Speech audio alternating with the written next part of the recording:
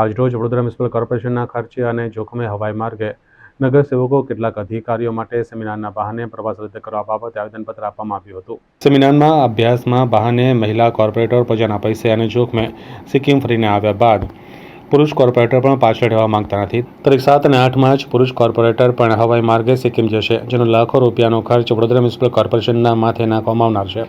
અગાઉ પણ કોર્પોરેટરો 2 વર્ષ પહેલા સ્વચ્છતાના પાઠ ભણાવતા ઇન્દોર પ્રવાસે ગયા હતા, ત્યારે પણ પ્રજાના વેરાનો વેડફાટ થયો હતો। ઇન્દોરથી આવ્યા બાદ વડોદરા શહેર સ્વચ્છતાના અગ્રેસર રહે તે માટે કેવા પ્રયાસ કર્યા અને વડોદરા કેમ પાછળ રહી ગયું એની લેખિતમાં જાણકારી આપવામાં આવી અને VMSSની વેબસાઇટ પર મૂક્યું। આ પ્રવાસ રદ કરવામાં આવે તે વિનંતી અને માંગણી આજરોજ કરવામાં આવી હતી। પ્રવાસ રદ કરવામાં નહીં આવે તો આંદોલન કરીશું તેવું વિશ્વ હિન્દુ યુવા અને સાંસ્કૃતિક સંગઠન દ્વારા જણાવવામાં આવ્યું હતું। આગામી 7 અને 8 માર્ચના રોજ જે આ નગરસેવકો છે એ નગરસેવકો સિક્કિમના પ્રવાસે જઈ રહ્યા છે, જેની એક દરખાસ્ત સ્થાયી સમિતિમાં મંજૂર કરવામાં આવી।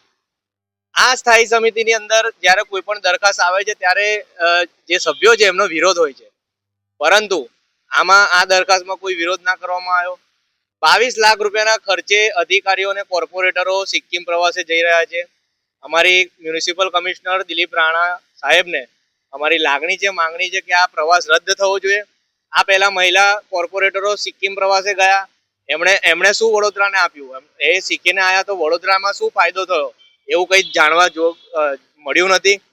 2 વર્ષ પહેલા જે કોર્પોરેટરો છે ભારતનું નંબર 1 શહેર જે ઇન્દોર કહેવામાં આવે છે ત્યાં પણ જઈને આવ્યા, એના પછી બી આપણું વડોદરા 33મા ક્રમાંકે ધકેલાઈ ગયું, એટલે કોઈ પરિણામ જોવા નથી મળ્યા।